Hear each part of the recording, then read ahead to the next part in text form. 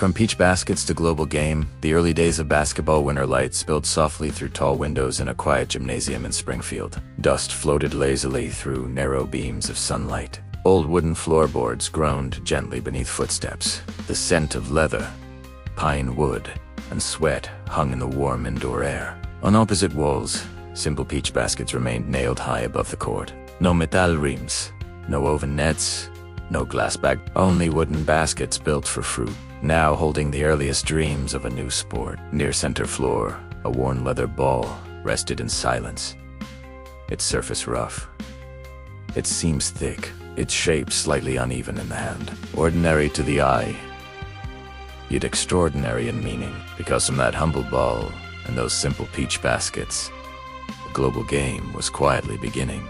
A game that would one day echo through giant arenas, bounce through crowded city streets, and live inside the hearts of millions. But in the beginning, basketball was small, fragile, unknown, like every great dream, before it learns how big it can become. A new game finds its feet when James Naismith created basketball in 1891. He solved a winter problem, but unknowingly opened a door for the world. The first game was simple: 18 players, a soccer ball, 2 peached baskets. 13 handwritten rules. No dribbling as we know it today. No slam dunks. No three-point line. No roaring crowds. Only passing, movement, and shooting toward a raised goal. At first, the game looked awkward.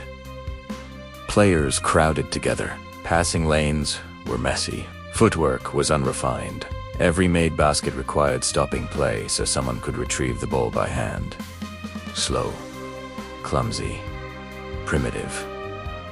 Yet hidden inside that rough beginning was something beautiful: possibility. And one of life's deepest truths is this: great things often look ordinary in their first form. Only time reveals their true power. Basketball's greatness was hidden, but alive.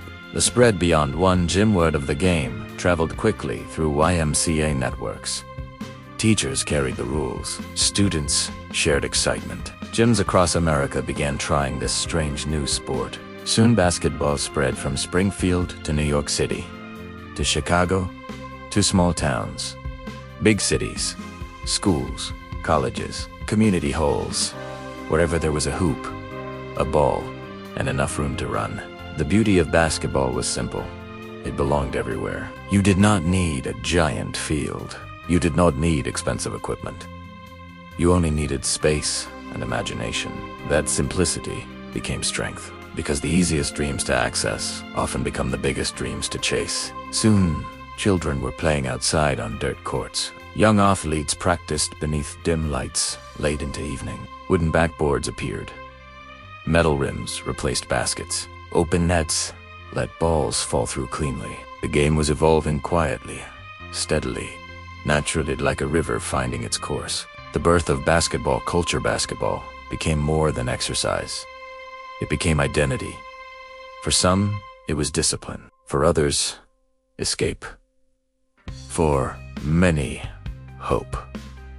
In crowded neighborhoods, a court became sanctuary. In schools, a team became family. In lonely hours, a bouncing ball became companion. The sound became universal. Dribble, bounce, swish, sneakers squeaking on hardwood, the hollow echo of leather on concrete. Hope has many sounds.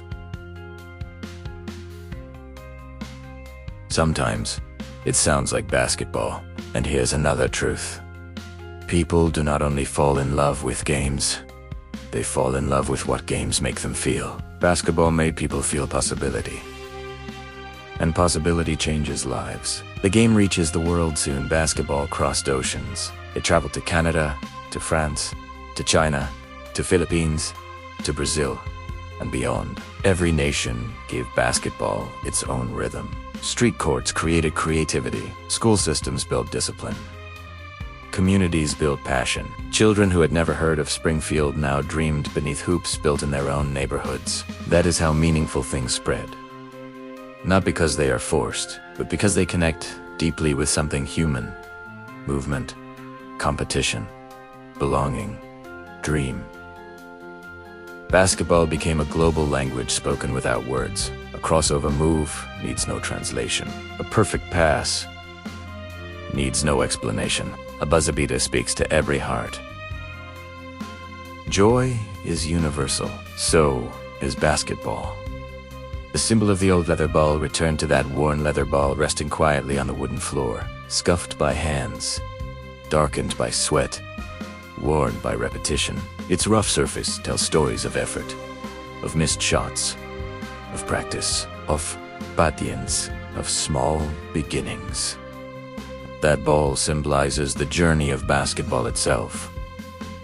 Humble beginnings, steady, quiet transformation, until one day, the world could no longer imagine life without it.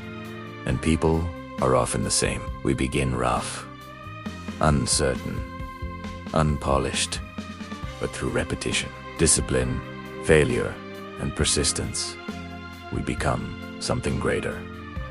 Final reflection. Night settles softly over an empty court in Springfield. The gym lights dim.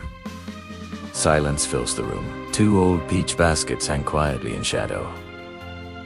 Simple reminders of where it all began. And below them, a worn ball rests alone at center floor.